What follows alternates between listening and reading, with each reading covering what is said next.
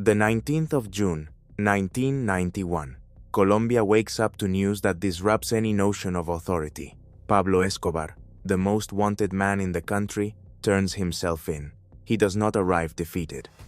He arrives like a man still negotiating from a position of strength. The conditions of his confinement bear little resemblance to those of an ordinary prisoner. In the eyes of many, that imprisonment looks more like controlled territory than a prison. Thousands of miles away, in the mountains of Sinaloa, a different kind of ambition has taken shape. There, poverty is not an episode, it is a system.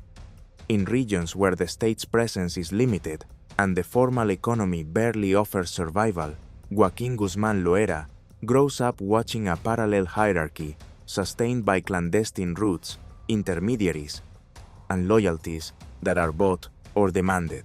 For a young man from that environment, the illegal world does not always present itself as an adventure. Sometimes, it appears as the only visible ladder. Two countries, two different social realities. One common thread: the construction of a criminal industry capable of crossing borders, conditioning institutions, and altering the national security of an entire region. This story does not seek to glorify or stage a contest of myths.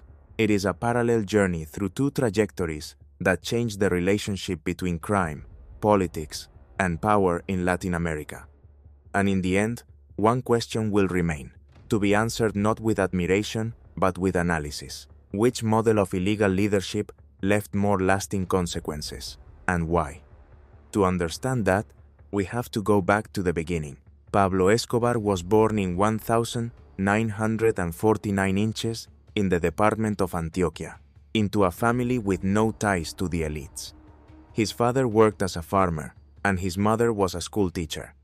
Over time, the family settled near Medellin, a city that, in the second half of the 20th century, was growing rapidly and drawing internal migration. That growth came with inequality and with an informal market that, for thousands of young people, functioned as a substitute for real opportunities. That detail is decisive. Medellin offered an urban environment where upward mobility could be pursued through trade, smuggling, or networks of favors. In that landscape, money was not just wealth. It was influence, mobility, and protection. And at that point, before the large shipments and the names that would dominate headlines appear, begins the story of a young man who learns early to read his surroundings as a business. In that Medellin of sudden mobility and flexible moral boundaries, Pablo Escobar was not a spectator. From early on, he showed a trait that would repeat itself in every phase of his life: the ability to identify what the other person wants and turn it into an agreement. Money, for him, was not merely an objective.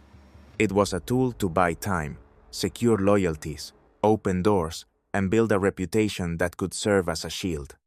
In an environment where informality was the norm and authority had cracks, audacity was rewarded. Scruple, on the other hand, was a disadvantage. Joaquín El Chapo Guzmán grew up in Badiraguato, Sinaloa, a mountainous region associated for decades with the cultivation of marijuana and poppy. The rural economy was fragile, and work in the fields rarely offered anything beyond subsistence. In many mountain communities, the presence of intermediaries in the local drug trade was not unusual. It was part of the landscape. There, the line between surviving and becoming a criminal could grow blurred, not because of romanticism, but because of a lack of alternatives. There is a decisive point that separates these two formations. Escobar is shaped in an urban environment where upward mobility can be achieved through trade, smuggling, or networks of favors. He learns how to move among people, how to persuade, negotiate, impose, and build influence. Guzmán, by contrast, is shaped in a rural environment where obedience, physical endurance, and knowledge of the terrain are part of everyday learning. In the mountains, before giving orders, one learns to wait, to remain silent, to know routes, timing, and risks with precision. That contrast is not a biographical detail. It defines the kind of power each one will later seek. In Antioquia, Escobar is educated in the logic of visibility and influence. Appear when it is useful, disappear when necessary, and understand that prestige, even feared prestige, opens more doors than violence without purpose. From early on, his ambition is not limited to making money. He aims to have control, and that control includes territory, people, institutions, and the public narrative. In Sinaloa, Guzmán approaches the illegal world through structures that already exist. He does not need to invent the circuit. He observes it and learns its rules. He identifies who transports, who collects, who protects, who betrays, and who survives. And he absorbs a lesson that will shape his style. In the mountains, power is rarely displayed. It is preserved by minimizing visible mistakes and avoiding unnecessary exposure. In Mexico, in the late 1960s and throughout the 1970s, drug trafficking was not yet the machine it would later become. There were regional networks, smuggling routes, and figures who were beginning to modernize transportation into the United States. For Joaquín Guzmán, that environment serves as a school. There is no sudden rise and no early coronation. What there is learning within a hierarchy.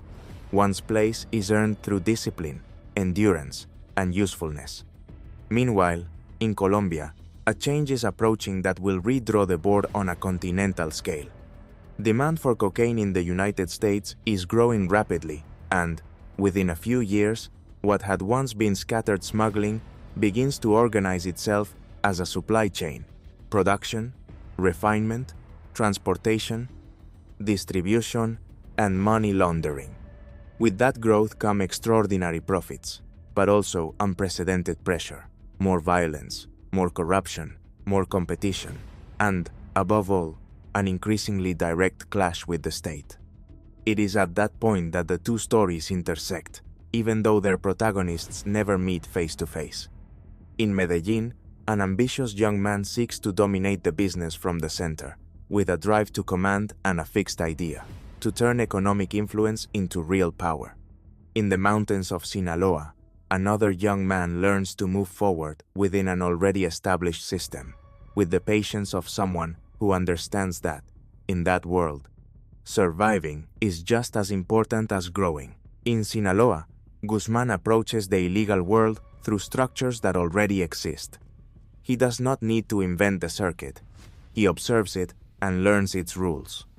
He identifies who transports, who collects, who protects, who betrays, and who survives. And he absorbs a lesson that will shape his style. In the mountains, power is rarely displayed. It is preserved by minimizing visible mistakes and avoiding unnecessary exposure. In Mexico, in the late 1960s and throughout the 1970s, drug trafficking was not yet the machine it would later become. There were regional networks, smuggling routes, and figures who were beginning to modernize transportation into the United States. For Joaquín Guzmán, that environment serves as a school. There is no sudden rise and no early coronation. What there is learning within a hierarchy. One's place is earned through discipline, endurance, and usefulness. Meanwhile, in Colombia, a change is approaching that will redraw the board on a continental scale. Demand for cocaine in the United States is growing rapidly, and, within a few years, what had once been scattered smuggling begins to organize itself as a supply chain: production, refinement, transportation, distribution, and money laundering. With that growth come extraordinary profits, but also unprecedented pressure, more violence, more corruption, more competition, and, above all, an increasingly direct clash with the state. It is at that point that the two stories intersect, even though their protagonists never meet face to face. In Medellin, an ambitious young man seeks to dominate the business from the center, with a drive to command and a fixed idea, to turn economic influence into real power. In the mountains of Sinaloa, another young man learns to move forward within an already established system, with the patience of someone who understands that, in that world, surviving is just as important as growing. While Escobar grows within the world of urban smuggling, Guzmán is shaped in the world of rural trafficking. Escobar understands power as expansion, and presence. He seeks to be feared, to be visible when it is useful, to impose conditions, and to project control. Guzmán learns power as a network, moving among roots, intermediaries, and fragile loyalties, reducing exposure and waiting for the right moment. However, both share a breaking point, the moment when they stop being mere participants and become useful pieces within larger structures. That change happens because the business enters a different historical phase. In Colombia, the 1970s and the beginning of the 1980s coincided with a sustained rise in cocaine demand in the United States and with the professionalization of trafficking. What had once been scattered operations began to organize itself as a transnational chain. In that setting, Escobar emerged as an operator who did not limit himself to moving product. He organized, financed, imposed discipline, and learned to manage risk as if he were running a company. By the late 1970s and early 1980s, Colombia came to occupy a central place in the international cocaine supply. That context did not create Escobar, but it explains the historical opportunity. Profit margins were disproportionate, the market was broad and constant, and the scale allowed a criminal group to think in industrial terms. Escobar consolidated himself within a network of partners, circumstantial allies, and rivals that would eventually be identified as the Medellin Cartel. What matters here is not the label, but the way it functioned. Cooperation and competition at the same time, negotiation of routes, protection, and capacity for violence. Escobar's ambition, moreover, did not stop at the business itself. In 1982, he managed to enter politics as an alternate member of the Chamber of Representatives. That move was not ornamental. It was an attempt to turn clandestine capital into public legitimacy and to use the state as a shield. But it also anticipated the inevitable clash. When a figure like that enters the institutional arena, the conflict stops being only a police matter. It becomes political, moral, and diplomatic. Extradition, the fear that changed the rules. In Colombia, one word begins to shape decisions, panics, and alliances: extradition. Extradition was not just a legal threat, it was an existential threat for the heads of drug trafficking. In their home country, they could buy silence, intimidate witnesses, infiltrate institutions, or negotiate truces. In the United States, that room for maneuver disappeared. It was not only about a conviction, it was about losing the environment, the contacts, control of the money, and the ability to influence the war. An extradited kingpin did not just go to prison, he was removed from the board. That fear changed the logic of the conflict. It turned justice into a battlefield and politics into a trench. Once extradition became central, the message received by the criminal world was blunt. It was no longer enough to resist the local state. It was necessary, at all costs, to prevent the case from crossing borders. And that point is key to understanding Escobar's method. Open confrontation was not only violence. It was also an attempt to force the state to give up certain tools, especially the one most feared, handing him over to a judicial system where no negotiation would be possible. In Mexico, the effect was different, but just as decisive. For Mexican operators, the corridor into the United States became the ultimate resource. And the stronger American judicial pressure became, the more valuable the routes were, the more valuable the border became, and the more intense the competition to control it grew. Between 1991 and the end of the 1990s, extradition became a political and legal axis that reordered state decisions in Colombia. The 1991 Constitution and the climate that followed the drug war opened internal debates about sovereignty, justice, and the state's real capacity to try people who had armed networks and enough resources to shape investigations. Extradition, the fear that changed the rules.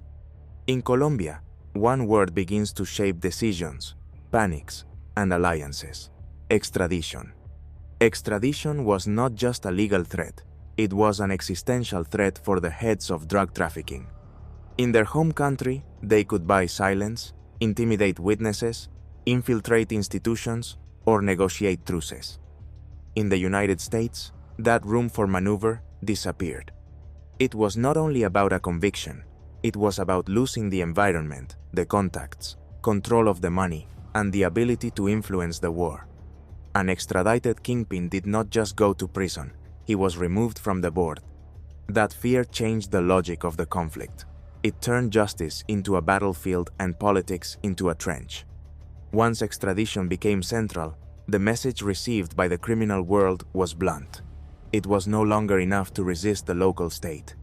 It was necessary, at all costs, to prevent the case from crossing borders. And that point is key to understanding Escobar's method.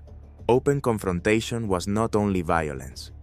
It was also an attempt to force the state to give up certain tools, especially the one most feared, handing him over to a judicial system where no negotiation would be possible.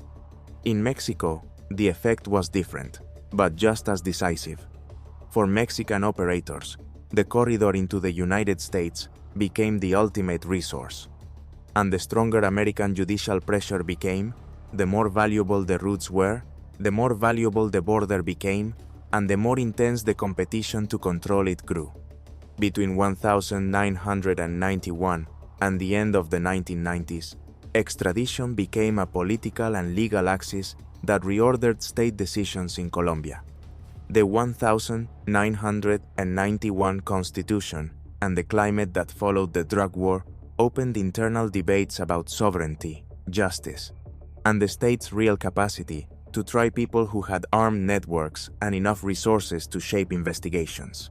In practice, extradition worked as a pressure tool with two simultaneous effects.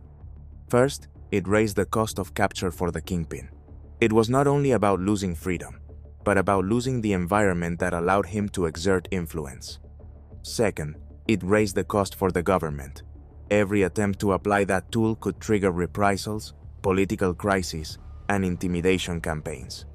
This explains why agreements, attempts at submission, and the rhetoric of pacification were not isolated episodes. They were part of a broader dispute, defining whether the state could impose a form of justice that did not depend on pacts with the enemy itself. In that setting, public opinion, political parties, the courts, and international pressure became forces pulling in different directions. The manhunt stopped being only a police matter. It became a definition of authority. That background helps explain why, when the balance was broken, the reaction tended to be harsher. It was not only about capturing one man. It was about restoring the idea that the state was still the one setting the rules. In Mexico, during those same years, the other major geopolitical turn was taking shape. A country that for decades had been, above all, a producer and regional smuggler began to consolidate itself as a strategic corridor into the United States. Over time, more and more shipments of Colombian cocaine came to depend on Mexican routes to cross the border.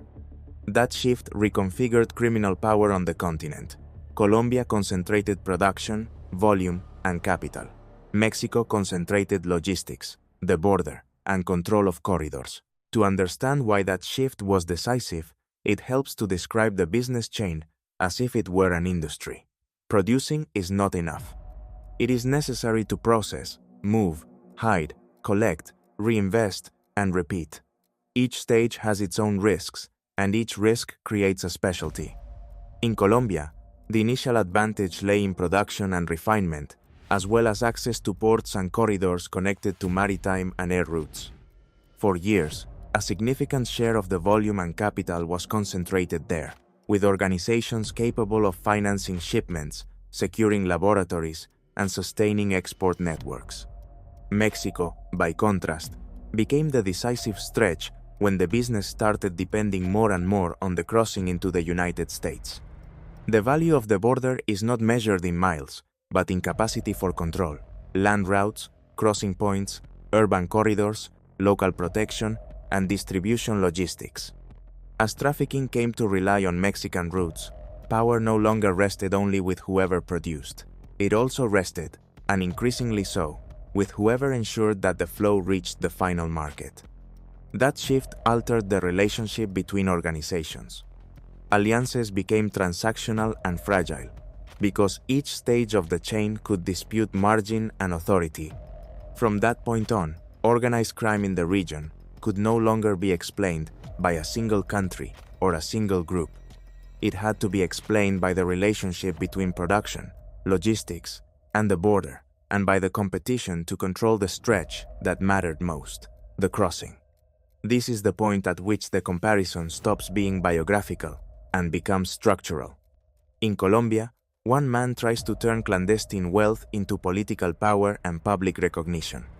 In Mexico, another man tries to turn logistical usefulness into lasting criminal power. Escobar bets on a visible model of power, public pressure, coercion, social control, and the ability to impose conditions. Guzmán is shaped within a model in which what matters most is the administration of routes, alliances, and internal discipline, a more patient form of power, with less early prominence, oriented toward endurance. And then comes 1991, the year in which the board changes for good. On June 19, Pablo Escobar enters La Catedral after a negotiation with the Colombian state. It is not an ordinary prison. It is an extraordinary arrangement that reflects how far the conflict had escalated. A government trying to contain an internal war through conditions that, for part of society, looked more like a concession than justice. At that moment, Escobar is not only a criminal boss. He is a national political problem and a symbol of the tension among security, institutional order, and the survival of the state. While Colombia lives through the impact of a negotiated surrender, Mexico moves toward its own transformation. In that new setting, Joaquín Guzmán does not need to be the face of the business. He needs to be the operator who understands better than anyone the routes, the borders, the state's blind spots, and the cracks in a system that can be corrupted or intimidated. During the 1980s, the dominant structure of Mexican drug trafficking had a name: the Guadalajara Cartel. Its most visible figure, Miguel Ángel Félix Gallardo, concentrated coordination, protection, and the ability to organize routes and pacts. His arrest in 1989 marked a turning point. With the fall of the main architect, the system stopped revolving around a single axis and began a fragmentation that would lead to broader disputes over territories and corridors. Before that arrest, Guzmán moved within the logic of the old guard: steady work, a low profile, and technical learning. In that period, two keys begin to emerge for understanding his style. The first is the move from simple transport to logistical innovation. Guzmán and those around him developed increasingly sophisticated methods of concealment and transport, with an obsession for reducing exposure and increasing volume. The use of tunnels would end up associated with his structure, but it is worth stating it precisely. This was not an isolated invention, but a gradual evolution of smuggling techniques that, over time, reached higher levels of complexity. The second key is the political context. Mexico learns that power can grow without a frontal declaration of war on the state. It is enough to dominate logistics and ensure that the product crosses with continuity.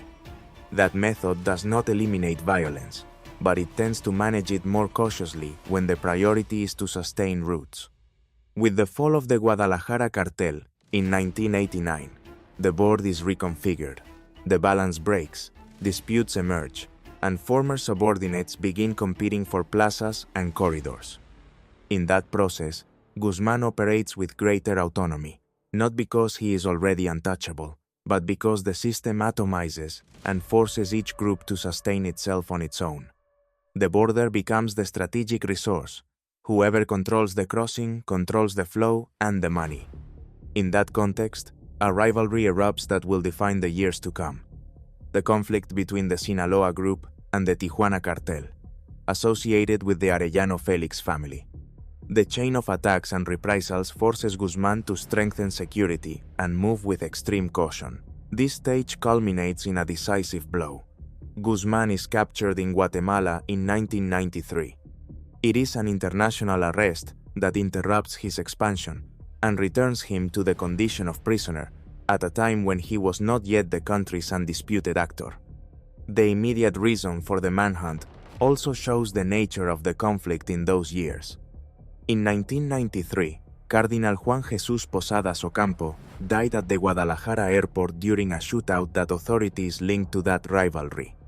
That event had an extraordinary national impact and raised political and operational pressure to locate those responsible for the chaos that had unfolded in broad daylight in a public space.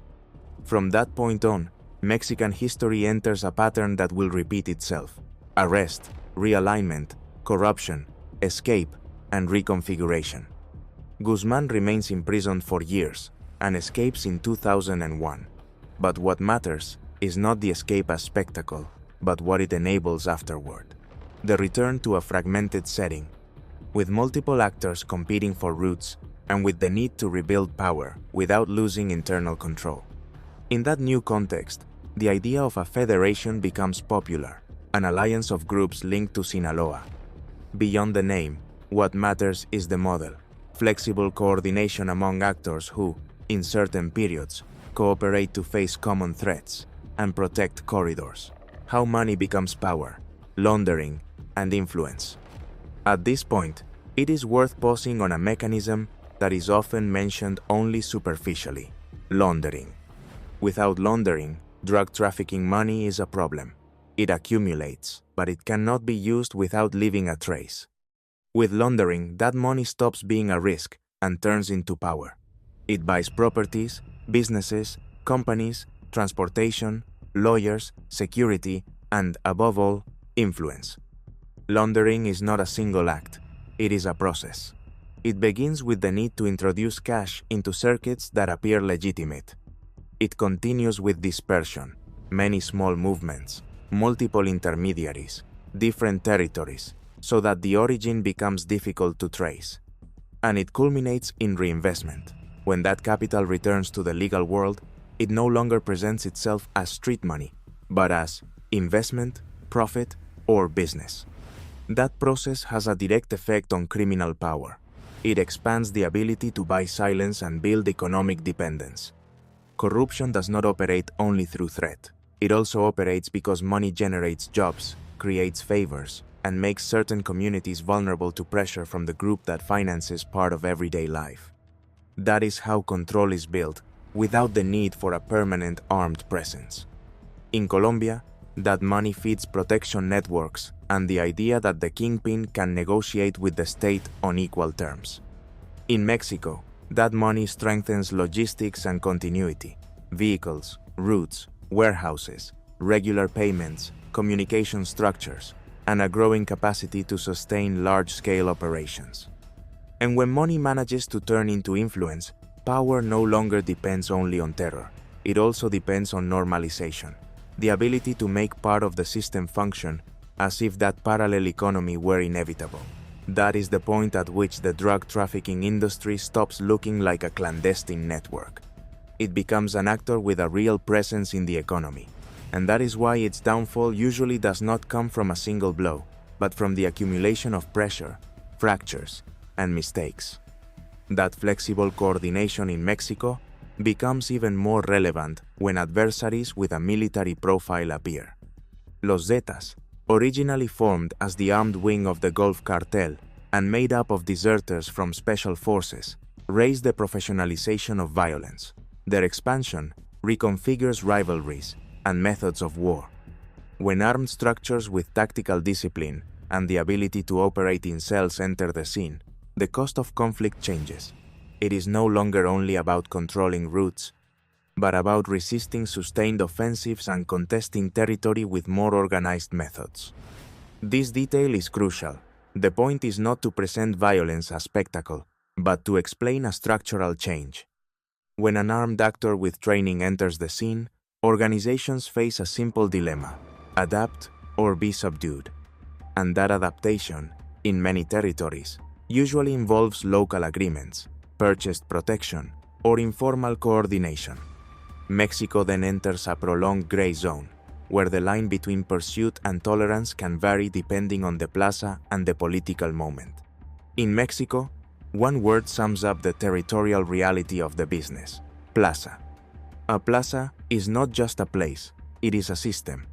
It is the set of routes, warehouses, contacts, protection, and environmental control that allows product to move, money to be collected, and survival to be secured. Controlling a plaza means controlling flows.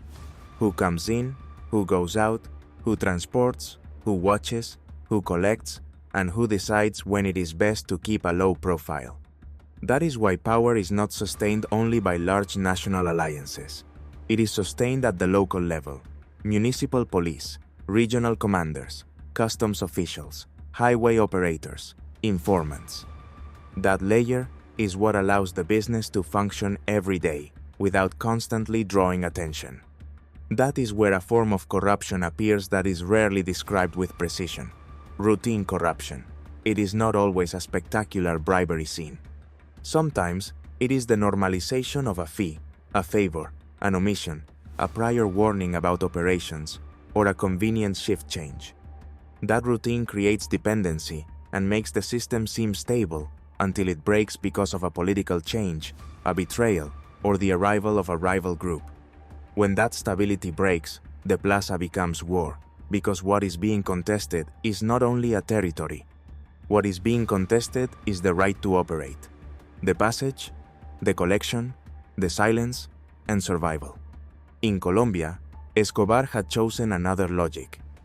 There, his strategy was based on direct and visible confrontation, direct pressure on the state, on public opinion, and on institutions. In Mexico, by contrast, survival often depended on informal balances, local corruption, and tacit pacts, always unstable. And here something happens that links the two stories, even though they seem to move at different rhythms. When the business reaches a certain size, the state changes too. It no longer responds as it once did. It adjusts methods, looks for allies, hardens its tools, and, at certain moments, accepts political costs in order to recover authority. How the state changes from reaction to the hunt. In Colombia, the pressure does not come only from within, it also comes from outside. The United States is not only the market, it is an actor capable of shaping policies, driving cooperation, and turning drug trafficking into a diplomatic priority. That produces a gradual but decisive change. The pursuit stops being a sum of isolated operations and becomes a strategy with intelligence, coordination, and clear objectives. The Colombian state learns, painfully, that confronting an organization of this size requires more than patrols and arrests. It requires cutting communications, isolating networks, following the money, protecting witnesses, infiltrating structures, and maintaining pressure without allowing truces that turn into regrouping. In Mexico, the change takes another form. The fragmentation of organizations and the competition for plazas produce a setting in which violence is not concentrated in a single visible enemy, but dispersed among multiple actors. That complicates the institutional response. Pursuing one does not solve the problem, because the vacuum gets filled. In that context, the state strategy oscillates. In some places, it hardens. In others, it negotiates informally. And in many, it manages the crisis as if it were a permanent problem. What matters is this: in both countries, when the state changes its method, the kingpin's life changes as well. It is no longer about evading local police. It is about resisting pressure that combines intelligence, cooperation, and internal fractures. Over time, the states also adjusted the way they pursued. The difference between an operation and a strategy is persistence. An operation can fail and remain an anecdote. A strategy is not measured by a single day, but by its ability to close off space. In Colombia, the learning process was harsh. Pursuing an organization with the capacity for intimidation required intelligence, coordination, and sustained pressure. Wiretaps, financial tracking, networks of informants, witness protection, and international cooperation became tools just as important as force. The pursuit stopped being only about searching and became about isolating, cutting communications, reducing mobility, breaking the support network, preventing the leadership from rebuilding its environment. In Mexico, the challenge was different. With multiple organizations competing, every blow could trigger realignments. Capturing a leader did not guarantee the end of the problem. At times, it opened the struggle over the vacuum. That forced authorities to alternate tools: judicial pressure, international cooperation, selective strikes, and, in parallel, territorial control in plazas where the conflict was concentrated. In both cases, the practical change was the same. The margin for survival narrowed. It was no longer enough to evade patrols. It was necessary to withstand an environment where the enemy was not only hunting bodies, but also communications, money, loyalties, and roots. And it is at that point that power stops growing and starts becoming a problem. Not because money or contacts are lacking, but because the very system that elevated them begins to demand discipline, calculation, and emotional control. When those pieces fail, the downfall no longer depends on a concrete enemy. It depends on a succession of decisions. In Colombia, the negotiated surrender and the stay in La Catedral became an unsettling image. The state accepting exceptional conditions to contain an internal war. But the balance was unstable, and it breaks from within. In July 1992, Escobar ordered the murder inside La Catedral of two important associates, Gerardo, Kiko, Moncada, and Fernando Galeano. That episode is often pointed to as the trigger for the government's attempted transfer, and, as a result, Escobar's escape and the beginning of an all-out pursuit that no longer sought to negotiate, but to capture. That gesture revealed a structural weakness. Even at the moment of maximum control, Escobar did not sustain a stable architecture of loyalties. His authority rested on fear and imposed discipline. But when the inner circle comes to believe that any difference can be paid for with one's life, the system begins to crack. Desertions, vendettas, and leaks multiply. Power becomes fragile not because of a lack of resources, but because of an excess of enemies born within his own environment.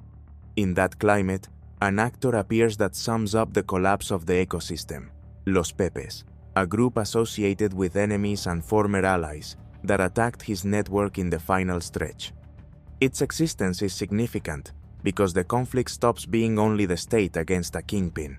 It becomes a pursuit from multiple fronts, fueled by internal information. Added to that fracture was an earlier, documented, and decisive error: politics. Escobar enters Congress as an alternate member. From that point on, he stops being only a clandestine operator. He becomes a visible figure seeking to install himself within institutional legitimacy. When Justice Minister Rodrigo Lara Bonilla confronts him as a symbol of infiltrated drug trafficking, the clash becomes frontal. In 1984, Lara Bonilla is assassinated. And in 1989, presidential candidate Luis Carlos Galán is also assassinated at a public event, a crime that became one of the most traumatic episodes in contemporary Colombian political history. That is the core political mistake Escobar made. His time in Congress did not shield him. It turned him into a visible and symbolically intolerable target. From then on, the state's room for concession narrows. Any agreement begins to look like surrender, and any sign of weakness becomes politically impossible. In Mexico, Guzmán's vulnerability takes a different form. It does not arise from public exposure, but from internal fragility and the risk of depending on informal balances. That gray zone exists, but it is not stable. It shifts by territory, by political moment, and by internal disputes. And the more an organization depends on informal pacts, the more vulnerable it becomes when the pact changes, breaks, or is reversed. What is clearly established in investigations and court proceedings is that corruption and protection networks existed at different levels of the security apparatus. The most visible example in scope is the case of Genaro García Luna, Secretary of Public Security, between 2006 and 2012. convicted and sentenced in the United States for accepting bribes and facilitating operations of the Sinaloa Cartel.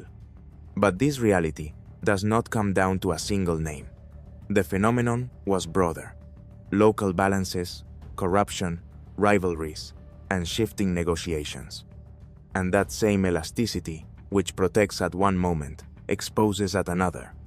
If there is one point where that vulnerability becomes evident, it is internal fracture, because the most dangerous enemy is not always out front. Sometimes, it is inside. At the beginning of 2008, a rupture takes place between the faction linked to Guzmán and the Beltrán Leiva organization, which until then had been an ally.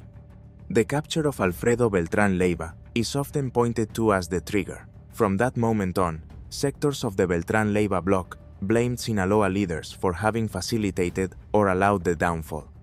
That perception turned a strategic alliance into intimate enmity, the kind of conflict that is most destructive because it is fought with internal information, routes, operators, finances, and contacts. When war is born inside, the damage is doubled. Not only do new fronts open up, predictability is lost. Loyalties become suspect, security turns into paranoia, and day-to-day operations begin to fail because the enemy understands the real architecture of the organization. From that point on, the two stories begin to mirror each other again with a decisive nuance. Escobar is destabilized by overexposure, open war, and accelerated internal fracture. Guzmán is destabilized when his internal alliances break apart and when balances of protection, partial and shifting, stop guaranteeing continuity. In both cases, the downfall does not begin with an arrest or an escape. It begins when power stops being expansion and becomes risk management. And managing risk requires something extremely difficult: constant control over the environment, partners, and decisions. When that control erodes, the structure becomes vulnerable, even if money and weapons are still present. In Colombia, the final manhunt cannot be understood without progressive isolation. Escobar ends up cornered by state pressure, international cooperation, and enemies who know his network from the inside. His circle shrinks. The structure loses the ability to operate as a bloc, and what remains is a leader who is increasingly alone, with his room for maneuver narrowing day by day. That final stretch reveals a fact that is rarely explained clearly. Criminal power does not fall only because of police superiority. It also falls when the environment stops sustaining it. When there are no longer enough loyalists, when money no longer buys silence with the same efficiency, and when internal fractures turn any contact into a risk, the organization becomes fragile even before the outcome. In Mexico, the where works differently, but the cost also accumulates. The militarization of the conflict, competition for plazas, internal ruptures, and judicial pressure create a setting in which power has to be sustained through constant movement.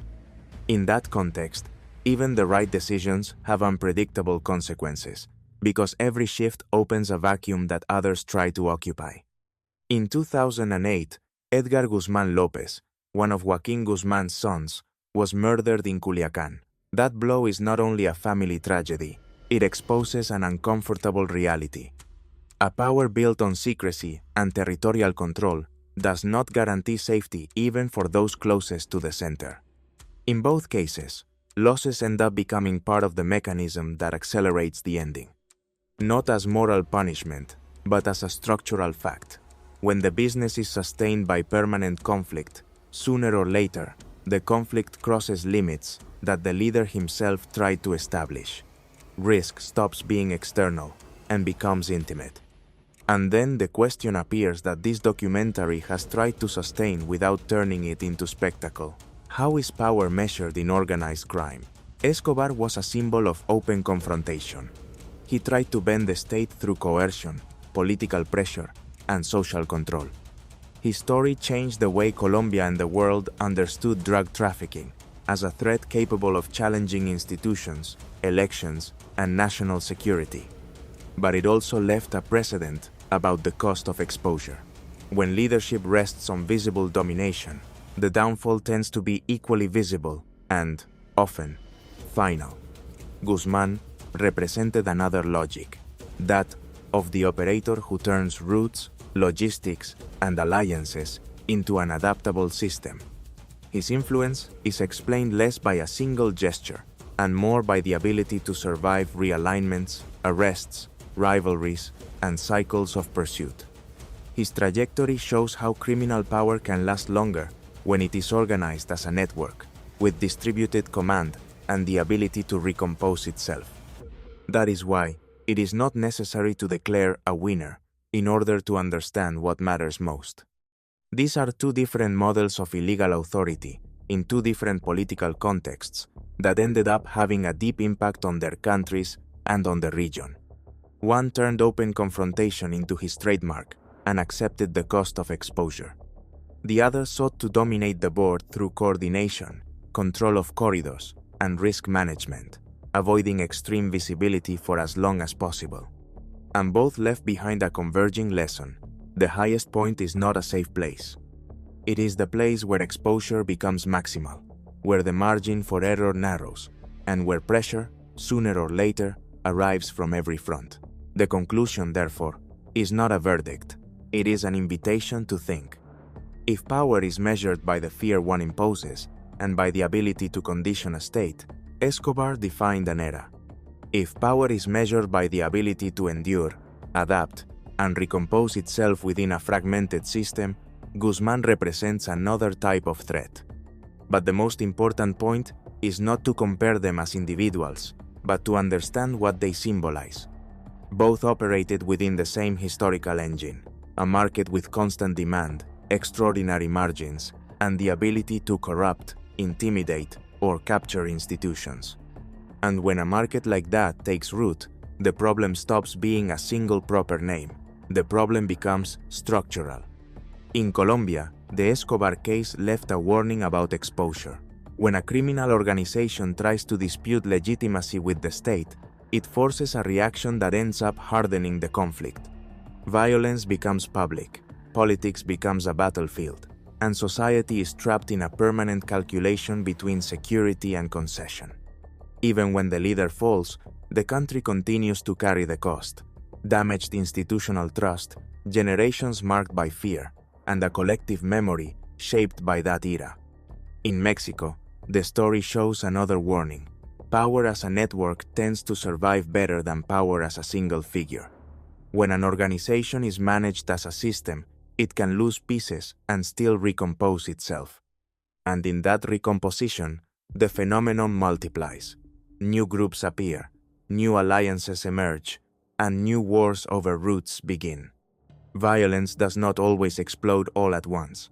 Sometimes it spreads out, shifts from one plaza to another, rearranges itself, and becomes normalized. That is one of the reasons why these two cases remain useful for understanding the present, because they speak to how a state can be threatened in two different ways. One, through open confrontation, seeking to bend institutions through pressure and fear.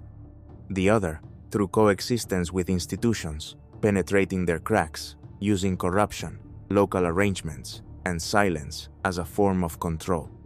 And if that difference seems theoretical, its consequences are concrete.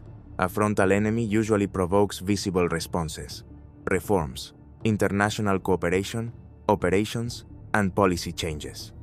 An infiltrating enemy, by contrast, wears a system down from within. It erodes trust, distorts local economies, captures decisions, and turns the line between legal and illegal into an ambiguous territory.